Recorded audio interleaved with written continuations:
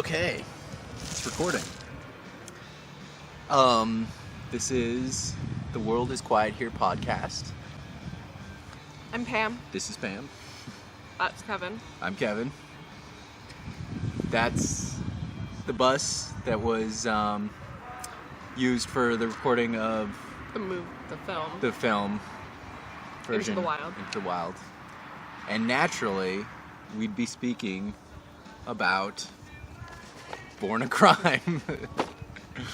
Not Into the Wild, because that book is like 3 times thicker than this book. That book's also a little bit too much for me. Although, saying that, this book deals with a lot of... some pretty serious stuff. But in a humorous way. For sure. He's a great writer. Yeah, he is. I mean, he's... Trevor Noah is the writer. If you don't know who Trevor Noah is, He's a comedian. He's a comedian. And also the new host for The Daily Show. Since Jon Stewart had to retire. So yeah. So we'll jump right into it. The title of Born a Crime. Well, Trevor Noah is from South Africa. He is a child of mixed descent. So his mother is Kosa? Kosa? Or Hosa? Kosa. Kosa. Something. We looked it up, but... Yeah. And a robot voiced phonetically how it's put. So yeah, his mom is Kosa and his father is Swedish. Swiss. One of those S names. And he was born during Apartheid. Which during that time there was an act called the Immorality Act. And at that point in time, it was illegal for Africans and Caucasians or whites to procreate together. And because... or even date or be seen with each other. Yeah, really fucked up times. Trevor's mom, who throughout the story you get to know her quite a bit, almost more than Trevor, or it kind of is. Well, the book is a love letter to his mother. Yeah. It's dedicated to her, but it's also about how he would not be the person that he is without her, which is very true. And isn't there a point in which he asks her, he's like, well, did you consider the ramifications of having it? I don't think he's ever asked her that, but he thinks that she would not have. Well, yeah, she is like the epitome of like a free-spirited woman, you know, of... very determined. Very like, you know, it's great in there because he's talking about, she said, don't fight the system, mock the system. But she did fight the system in her own way. But absolutely, while apartheid was going, she had to go through extreme lengths to hide the fact that she was Trevor's mother. She found sort of a legal loophole where she found, and so I didn't really know this term, but there's her term colored means of partial white, partial black. And so she basically became friends with a colored lady, and so that she would have her walk around and basically kind of pretend to be Trevor's mother. There's like other aspects of like on Trevor's birth certificate, it says he's from Swaziland, which is like a province that was not directly either part of the apartheid or... So it's its own country. I don't know if it was at the time. but it is within the limits of South Africa. So he talks about it's weird of like all his early childhood pictures. There's him with this other colored lady, and then in the back there's a black lady who Is actually his mother. And well, and the story of how they had to go through the streets to his father's apartment to visit his father, and then they could never go outside, so he spent most of his childhood indoors, whether he was with his mother or with his father. And he didn't really get to the spend first time that they did go outside with his father, they were walking on opposite sides of the street, and he started running to him, yelling, "Daddy, Daddy," so they couldn't do that anymore. Yeah, and his father had to like walk away, not because he didn't love his child. It was really a matter of like trying to protect, his son. But his mother also used that against Yeah. him. She was definitely very tough love. And I can admire that to a certain degree because my mom is very tough love. I almost died of appendicitis because of that. But we won't go into that too much. She's just a very tough lady in some senses, and I feel like that helps you grow up and also helps you prepare you for the world. He talks about black parents always are really tough with their children, like beating or hiding is the term. It's like, I gotta get this to you before the police do, which is a very legitimate threat, like that police are not good people. They might be good people, but it's a very, very corrupt system. I would say it, at least during the time that he was growing up. They liked being in power, and they used that power against other people, which can be said of people in many different professions. Well, and the fact that they're like a boys' club, But it's very interesting because he was raised up in a family, where it was the women who ran the family. And on top of that, the family that he knew well was black, and so he associated with black. They talk about him in boarding school, and he had the option of hanging out with the white kids. Immediately, like the only immediate friend that he had, well, maybe not only, but the immediate friend that he could relate to was Indian kid. And the Indian kid was like, it came out that he knew other languages, like because there's lots of languages in South Africa. There's Afrikaners, there's Xhosa, there's English in certain areas. There's Zulu. There's just a bunch of different languages. There's a bunch of different tribes as well who all have their own languages, because before apartheid, before whites went to South Africa, it was tribes.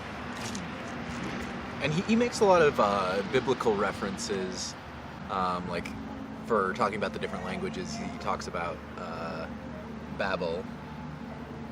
Yeah. And he talks about his mother was a very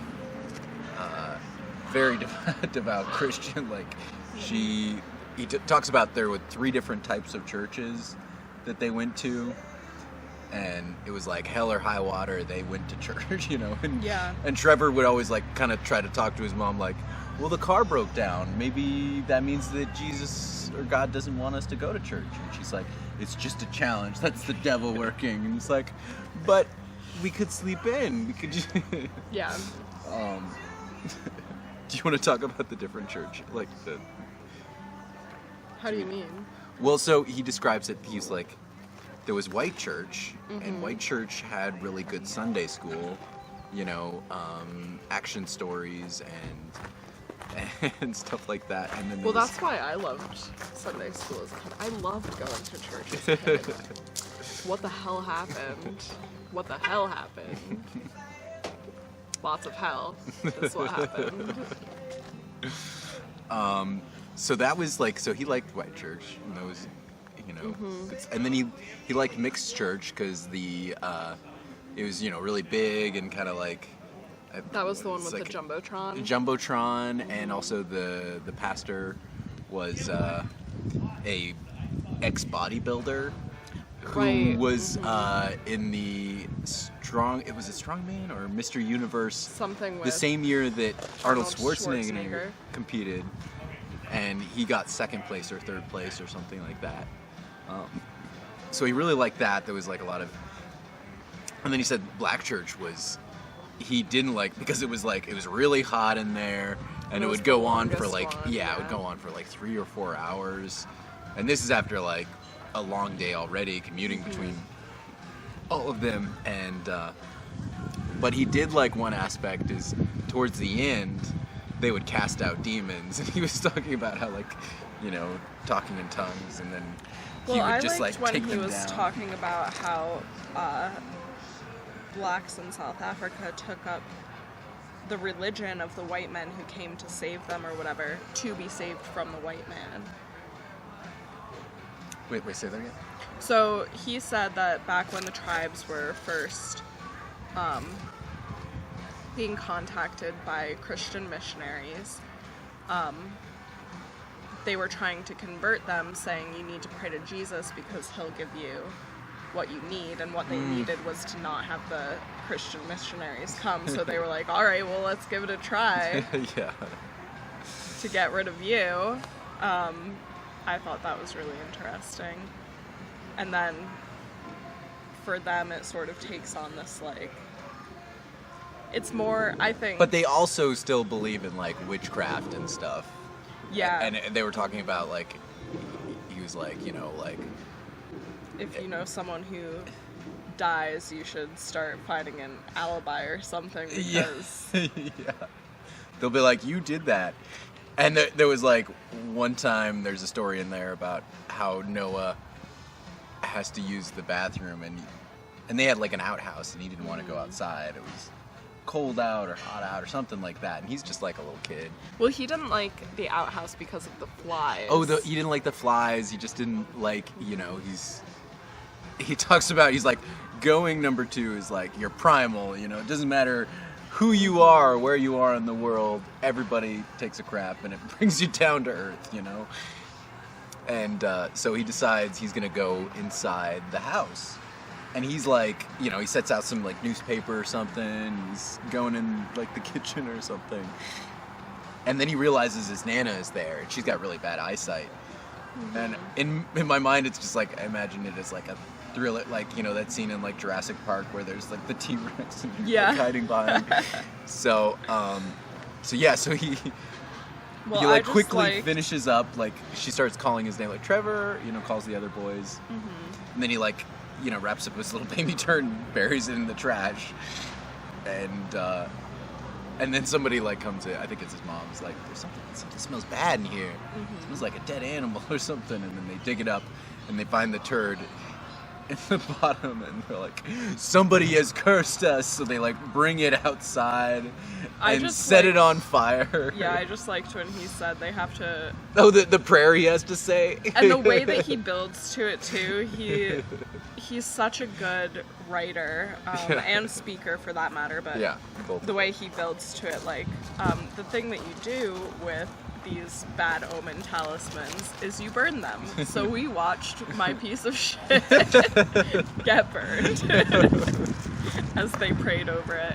And then he had to pray to God to make whoever put it there pay. He's God, sometimes there's misunderstandings, I don't know. No one knows what happened in the house today. Yeah, it might not be witchcraft, somebody might have just wanted probably just a misunderstanding. Yeah.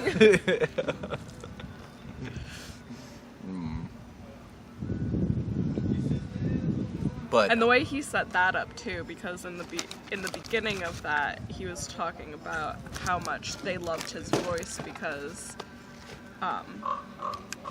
or for him to pray because of his whiteness.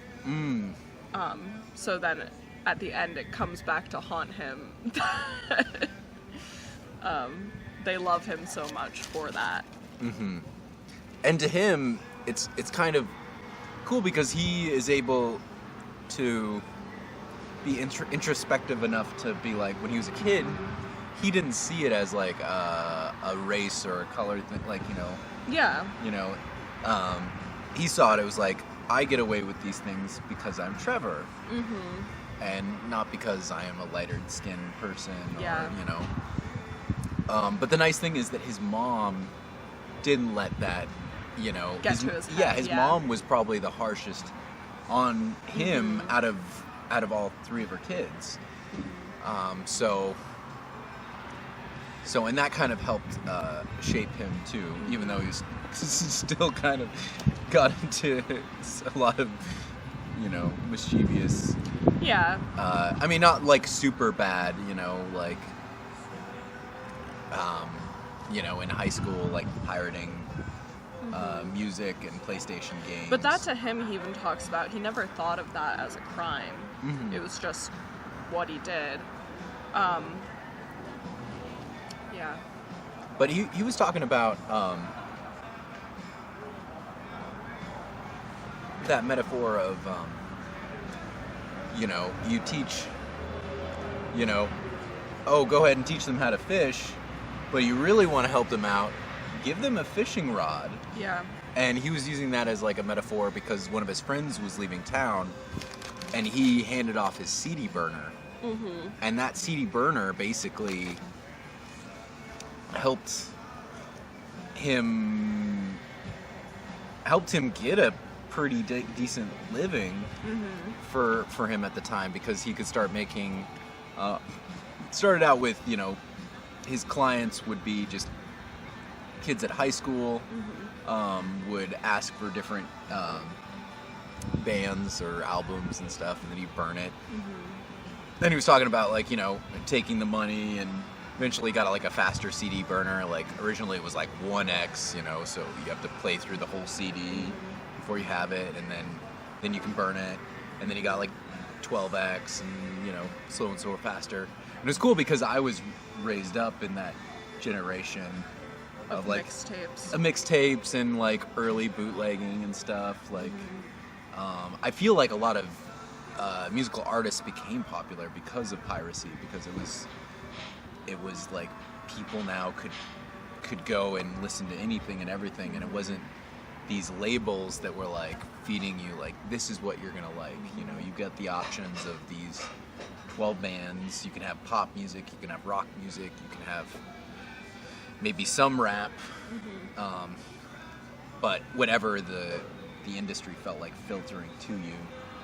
And now it was like anybody and everybody could do it, and if you had interesting, or if you were good enough, or just a new niche. But then from there he started doing mixtapes, and it's cool because you're hearing about his clientele is kind of slowly growing. It became kids in high school, and then he got with the minibus drivers. And find out, and then he also learned about credit, like, hey, if they might not have money immediately, so you can give them credit and charge them just a little bit more.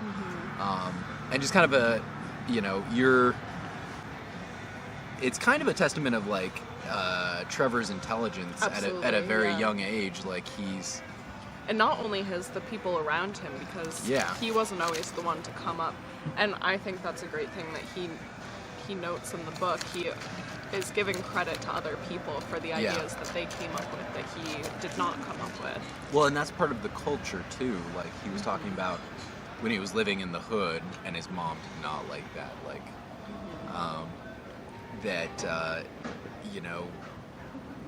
with that you have to, if you're making it up in the hood, you have to bring those around you with you up. Yeah. And but also if you try to get out of the hood is gonna bring you back. And he was saying that, you know, kind of for him it was different because he had the option of always leaving, and for a lot of other people it wasn't an option. It wasn't like his, you know, 3 years off college. It was like it's their life. And but yeah, like so selling mixtapes, and then eventually somebody was like, oh, you should do a block party. And that's where Hitler comes in. I loved that chapter. I mean, it's bad. Like, it's a chapter that's really funny in like a naive sense. It's funny in like a, oh god, I cannot believe this happened to him. But you're also like cringing. You're like. But it's also, it really showcases how the people who planned apartheid were idiots because they never taught. They refused to teach these people about world events. So then you end up getting kids yelling, "Go Hitler" at a Jewish school. Yeah. So, as Trevor kind of puts it, he's like, there's, you know, we're taught that, you know, he was like, one of my great uncles thought Hitler was a type of German tank. But, you know, the younger ones knew that Hitler was this guy, and in their culture it was like, hey, this guy must have been really strong because it took a bunch of white people to take him down, and to them, so that meant that Hitler, to them, in their idea, was that it was a scene of strength, or like versus, you know, and then he goes into... And they weren't taught about the other side of the story. They just know Hitler was a guy who did stuff, and a lot of white people stopped him. Yeah. White people had to... He phrased it as white people had to stoop to asking black people to help them fight him. So, which it was like, oh, this is, you know, a serious, strong dude, instead of like, this was mass genocide. And he does go into genocide a little bit. He's like, you know, this is probably the most popular genocide because it was documented so much.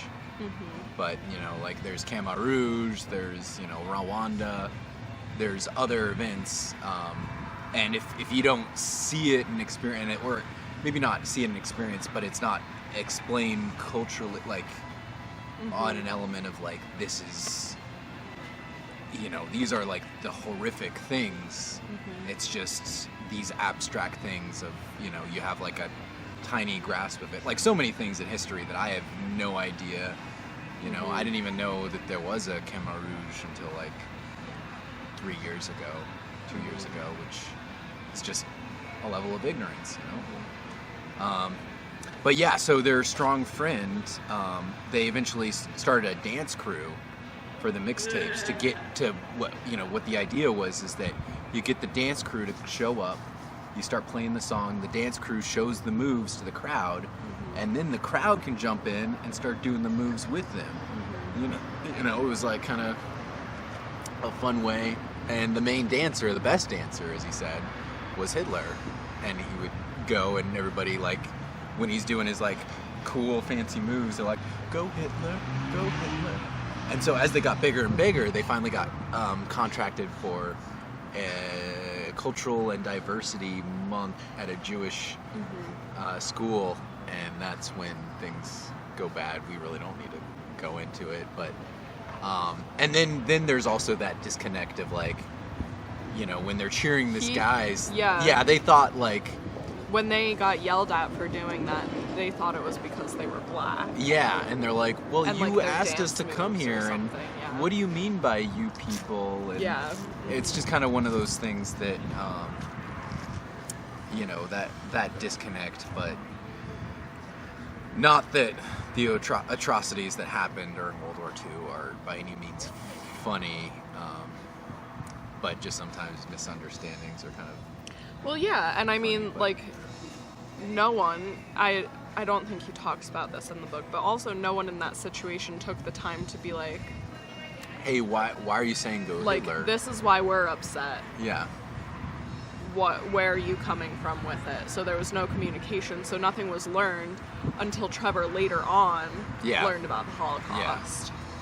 Probably had more depth, and then he probably was just like one of those facepalm moments, oh, this is terrible.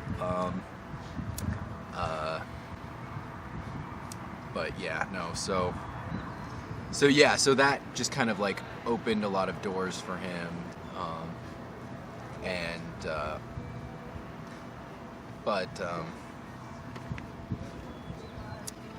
yeah, it was. But there's a lot of funny things that he puts in there, talking about classifications of humans with the apartheid, and it was all kind of broken down into like you're either black lower or you're white upper, and he was saying while during apartheid there was the hopes for people who are colored that they could eventually become white. Yeah, become white, be bred into whiteness. There's some like really fucked up things, like they would do the fork test, which is like they would put a fork in your hair, and if it fell through, then that meant you were white or more white. But if it stayed, then you were more black. And people could become colored or black again if they were a child of someone who became white from being colored, and they had darker skin or hair or whatever. Yeah, no, it's really I mean, it really up. just shows how idiotic the system was, because... Well, but he was also saying that like, it was almost a blessing for Trevor to be raised up in a black family and see himself as black. Because for them, while apartheid, by them I mean colored folks, they always had the idea and the hope and the dream that they eventually will reach white status. And also there was probably a lot of, well, he explains there was a lot of racism towards black people from coloreds, like they are lower than us. And even other like, colored people. Yeah, it was just like, and so, but there's that funny bit about how other races are categorized into white and black, and was it Indians are categorized as black? But the funny bit was, Chinese are categorized as black, but Japanese are categorized as white. And if you're like a police officer and you're like, oh no, you're in the white area, but you're black, be that awkward moment of like, no, I'm actually Japanese, Chinese, Yeah. So it's... Well, again, just the idiocy of it. Of the whole thing, like... They don't even know how to classify these people because their race isn't something that they had thought about as they were like, oh, this is the superior race. Yeah. And they're getting more like money from Japanese people, so they can't have them be black because they need the money. Yeah, so they wanted the money or their technology or something. Yeah, it's idiotic. It's bullshit. Very detailed bullshit. But he goes. But I liked how he broke down apartheid. With the little snippets at the beginning of each chapter, which sort of explains what's going to happen in the next chapter, but it also explains why apartheid worked and why it was stupid and should have never worked. Yeah. Well, he said the root of it is about turning tribes against each other. Yeah, turning people against themselves. Which you kind of see in our political climate. He basically said that they went around the world to all of these places where injustices were, took it, spun it up into a little dish, and then like sucked the juices out of it to get the perfect racism, and then threw it at the country. I mean, I like juices, but that makes me not like juice anymore. Yeah, so I mean, but later, he talks about how because his mom had to move quite a few times, later joined wasn't a sub, but it was like a section of area of South Africa that was dedicated to coloreds. And also when the apartheid was removed, it kind of, there was a lot of bitterness there, because it was like now the idea of becoming white was stripped away, and also the idea that you were higher in society was no longer, it may have still been projected, but it was no longer like law. So just think about spending your whole life to attain the unattainable, and having that suddenly stripped away, which is a good thing, but to you it's a bad thing because you've been brainwashed. You know, and so him going into a climate like that, like he talks about the mulberry tree, where he wanted to go there to get berries, and there were other colored kids there, and that they started, you know, throwing berries at him and calling him a monkey or something like that. Speaking in Afrikaners, and how, you know, it was a rough moment, you know. I can see kind of how, you know, because it sounds like Trevor Noah is an introvert. You know, like he's an entertainer, but it sounds like he's an introvert because he was kept inside for so long. I mean, that's what he knows. He had to entertain himself. Yeah, which definitely helped him become very, very educated. And, you know, I feel helped hone his wit and everything about that. But yeah, so then comes in the story of Abel, who, you know, which, you know, he's got like a biblical name, Abel. He goes into talking about names. And how people live up to their names. Yeah, live up to their names. Because that's why his mother named him Trevor. Yeah. Because they didn't know anyone.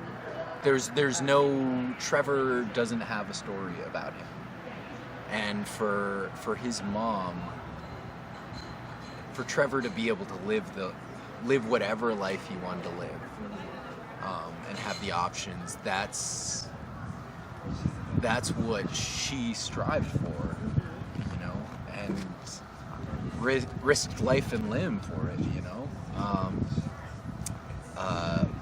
But she starts dating a guy later on, not Trevor's father, but another gentleman, a mechanic, and his name is Abel, which means, you know, like the good son that gets murdered by Cain. But his African name meant he who should be feared, or something like that, and that comes into play, you know.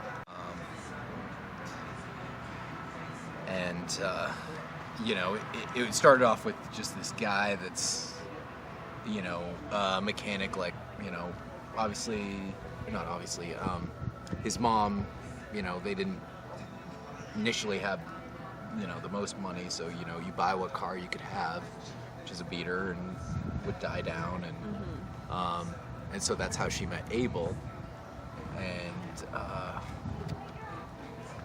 you know, he's an interesting character because he helps out a lot of people, but at the same time, he was like a bad dude. So originally he was like living in, like, was it a white neighborhood or something? Is like a helping. Yeah, he was living. I thought it was a colored neighborhood, but he was. I thought he was like in there. He was an like he lived in the garage. Yeah. I thought it was a white neighborhood or something, or maybe it was colored. But as like, you know, he lived in the garage, did like landscaping or something, like worked in their house and worked his keep. And, you know, Trevor as a kid, big pyromaniac. I love that he burned down a house. I don't like. The way you worded that is. It's just like, and the way he talks about it, he's just so matter of fact. Like, you know, shit happens. Yes. Well, no, you highlighted a scene in there. I think I wrote it down. I just highlighted it because I believe that Trevor Noah read a series of unfortunate events and feels kinship to it because he talks about fire and then he uses a series of unfortunate events right afterwards. He said, he's like, well, there was matches, there was a magnifying glass, there was a mattress, and a series of unfortunate events. And yeah, so I guess he was playing with matches, burning stuff, and then burned down. And didn't they leave the door locked behind them as well? Yeah, so they couldn't go in and turn put water on the fire or whatever. Yeah. But yeah, so and that's when Abel moved in with them. And Abel became the father of Andrew and Isaac, Trevor's two younger brothers.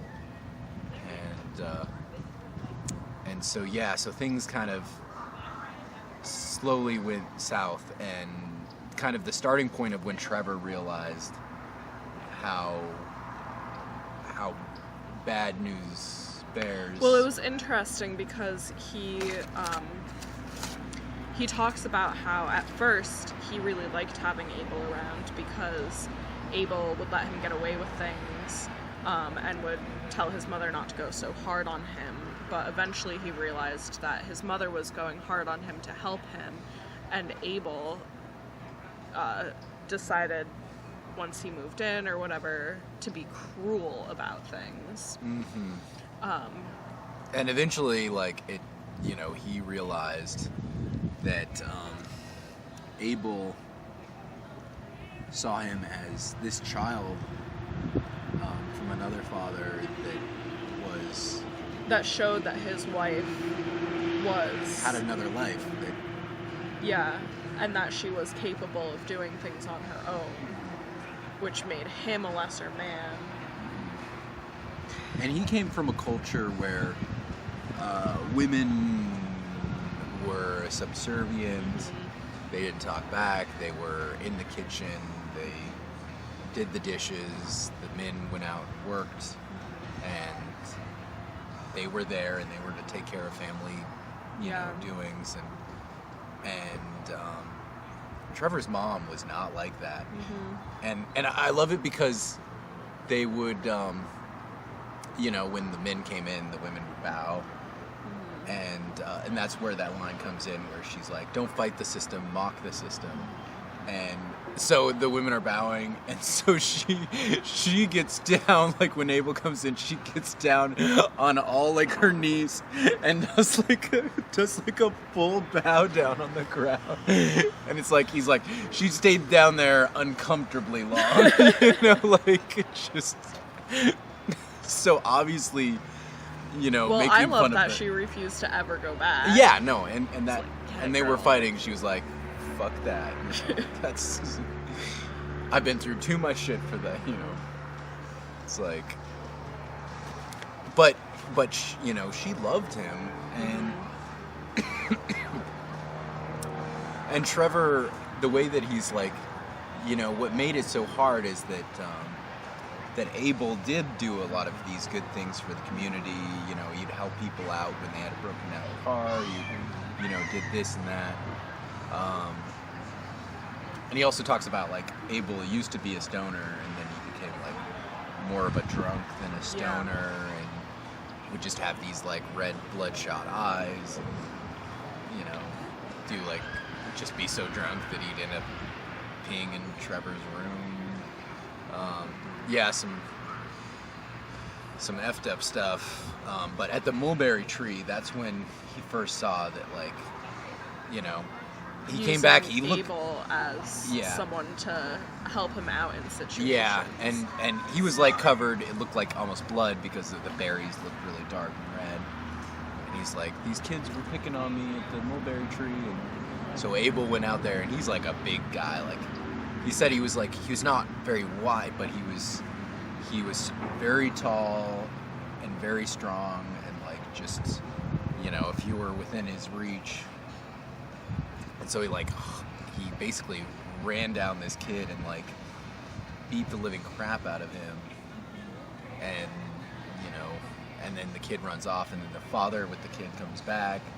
The father's like, did you? And then the moment he like saw like Abel stand up, and he's like, yes, I did, you know, what are you going to do, you know? And the father, you know, turned around, but it became bad, and eventually that rage turned on to his mom, who's like a very strong lady, you know. She's, you know, saying, because she compromised her own finances to try to help fund his dream of running a mechanic shop.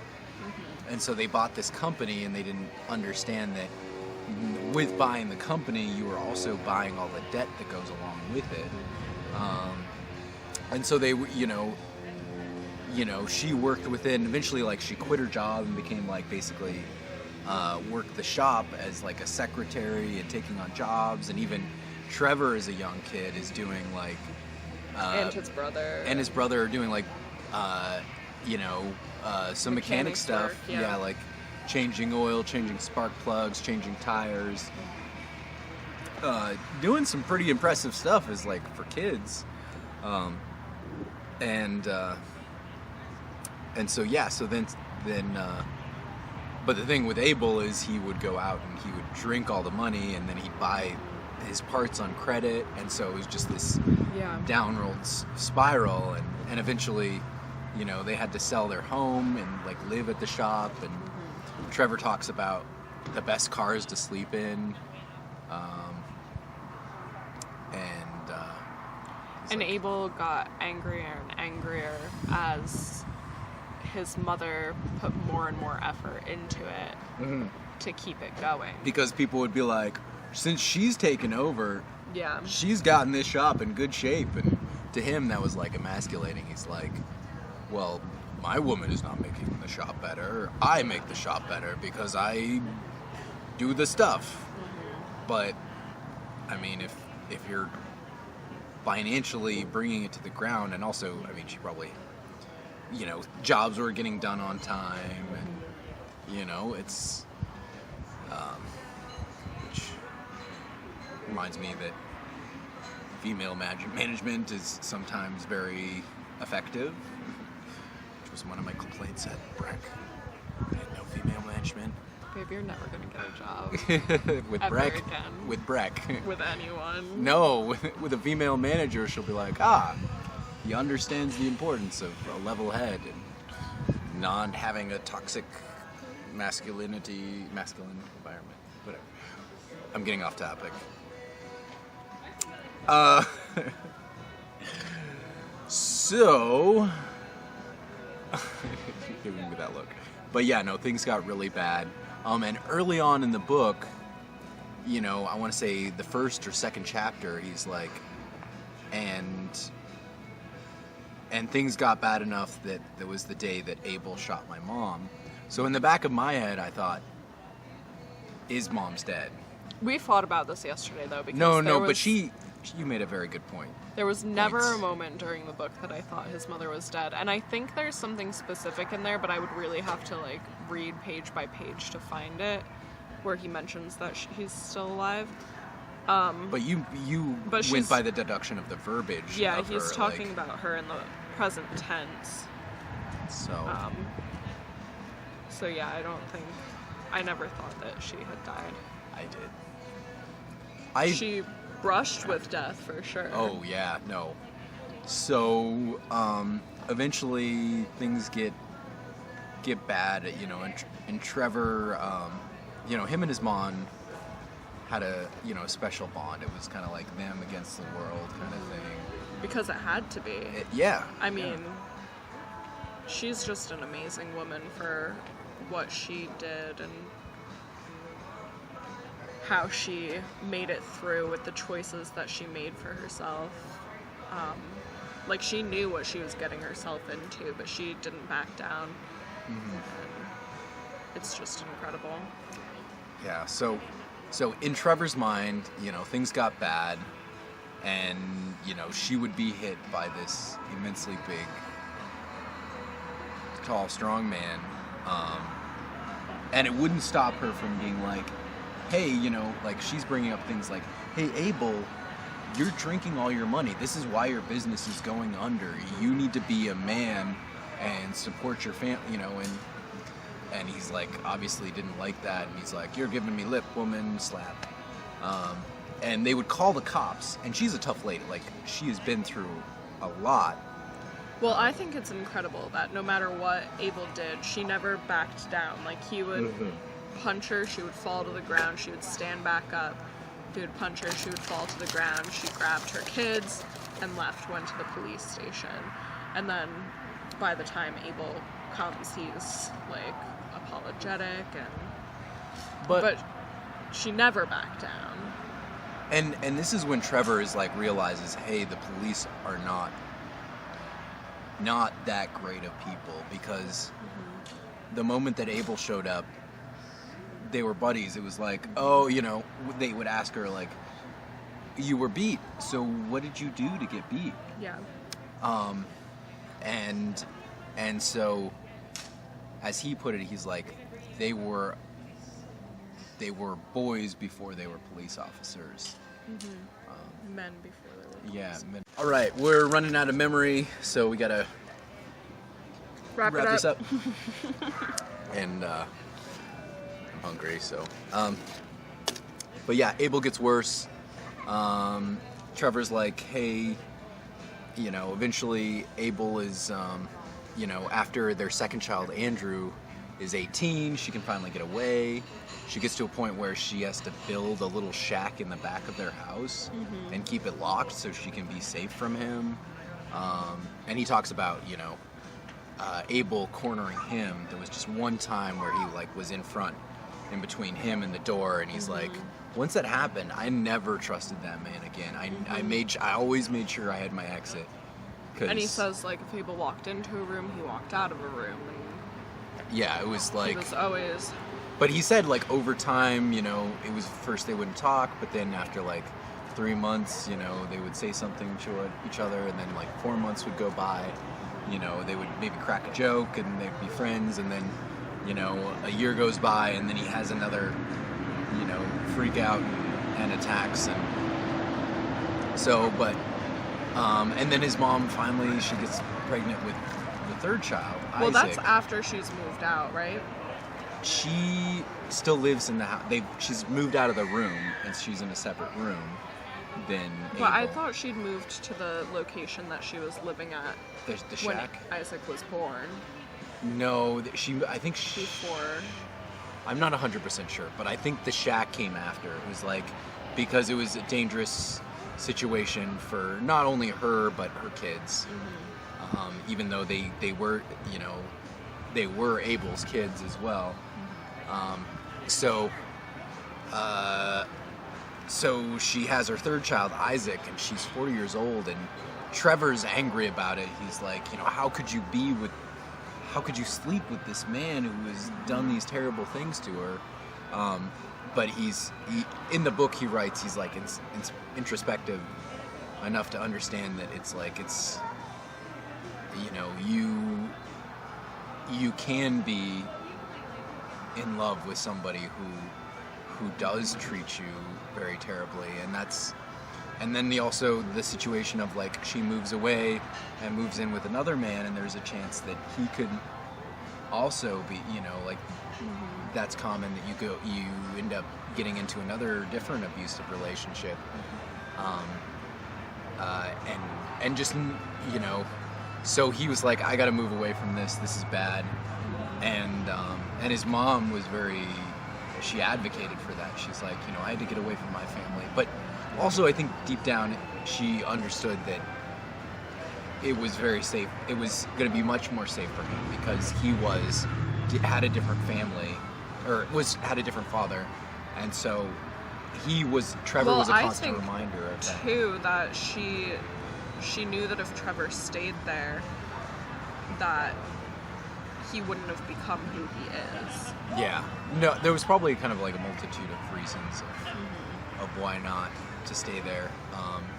But eventually, you know, she moves out, she moves on, they get a, you know, legal divorce, and then there's, you know, an actual separation. She gets with another gentleman who has kids, and it sounds like it's a pretty good relationship, like, you know, and his mom is a very intelligent lady, and I bet she made a note to never go back to a situation like she was in with Abel. Well, she didn't put herself into the situation with Abel. She didn't know what he was going to be like. But to stay, to probably see the precursors of, like, if something like that, you know, if there's anything, probably signs that maybe you can see, like, if he, you know, loses his shit on his coworker or friend over something like that, and it shows, you know, that could be directed at somebody else. So she's living her life, coming back from on a Sunday, coming back from church, and there's Abel, really drunk with the bloodshot eyes, and saying, you know, I'm gonna kill you all. And he's got a gun, and Andrew goes up to him because Andrew was basically like the peacemaker there. And he's like, Dad, don't do this, you know, and his dad was like, get out of the way, son. You and Isaac go, or else you're gonna be the first person I shoot. And so Andrew gets Isaac away from him, and then his Trevor, all of their mom, jumps in front of everybody else, and she gets shot in the ass, as Andrew puts it. And everybody else is able to run away, but Abel walks up to her and with 4 bullets tries to shoot her while she's down on the ground. It misfired, or doesn't, like... It didn't misfire, but the bullets did not, it didn't... The shells just fall to the ground. Well, it's not, they're not shells, they're full bullets, they just dropped. Or, well, yeah. 4 full bullets. And later this was in the police report. And so she's able to get up, she goes to the car, and from there she's getting in to drive away. He shoots from the back. It shoots her in the back of the head, and that's what you hear, like, this is, you know, the worst thing ever. And it shoots, like, this is a miracle, I feel like. Well, the way Trevor talks about how he was told about this story, where it's just, like, very methodical, and, like, we came back from church, Abel was there, he was threatening us, we got out of the way. And then Trevor hears that his mom got shot. She got shot in the ass. Okay, that's something we can do something about. And then we got in the car. We went to drive away. And he gets a call. He's like, spends enough time to give, like, the basic, you know, pleasantries. And then he's like, hey, mom's been shot. And Trevor says he sounds very distant, like very kind of almost robotic. Not robotic, but very, you know, often. Upset. Yeah. And in shock, for sure. And he's like, mom's been shot, she was shot in the leg, and as you said, you know, it's like, okay, we can do something about that. And then he's like, mom's been shot in the head. And, you know, Trevor's in shock, so he drives there, and once the moment he sees Andrew, and Trevor starts crying. Andrew finally, he's kept it together to that point, and he starts crying. While I'm reading the book, I start crying because I think she's dead. I mean, not like, it's still really sad, even though she did survive. It's horrifying. Yeah, it's horrifying, but you know, it's just one of those things that you're like, this amazing lady, she can't die. You know, she's gone through so much. This can't end like this, and it doesn't. So they go in there, and you find out that she's her. The bullet went in through her skull and out through her nose. It should have gone through her eye, but at the last second, it veered. It ricocheted off the bone in there, and only just a little bit of stitch work had to be done on her face. Like, it was an absolute miracle. It didn't touch her brain or anything like that. And the fact that the gun not misfired, didn't work. Yeah. Yeah. And the fact that the gun didn't work as well is just like a miracle. Yeah, 4 times. Like so many things that and then it worked again when she got shot in the back of the head. And so she's, well, he doesn't know that this has happened. He's just seen her bloody. Trevor's seen his bloody mom, and she's like, I'm okay. Go comfort Andrew. Mm-hmm. And he talks about how he wanted to confront Abel about it, and he has no idea where it came from, but he wanted to do something about it. And Abel, he calls Abel and he's like, you shot my mom. And he's like, yeah, and I would have shot you too, but I can't find you.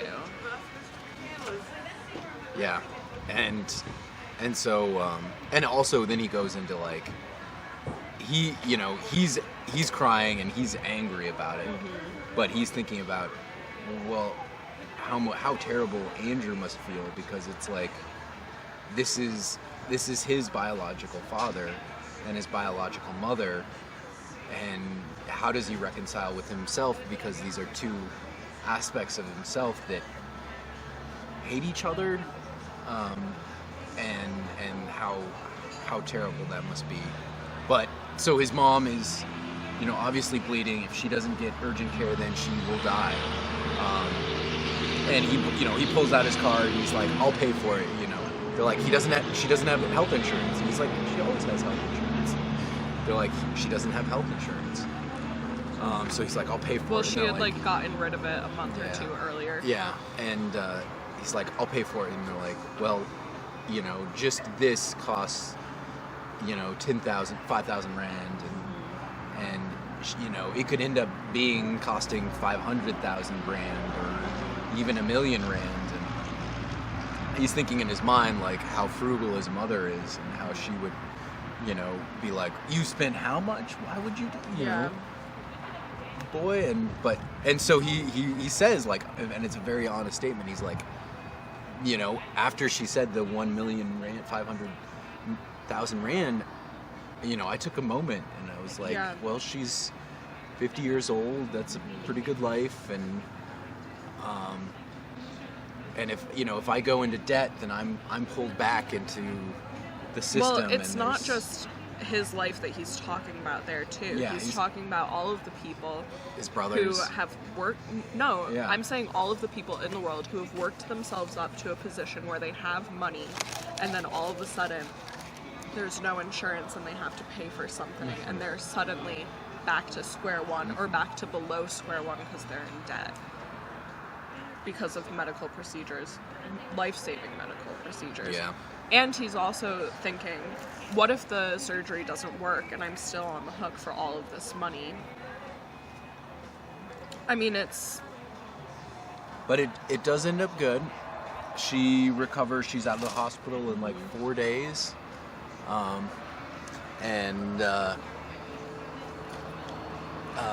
She's,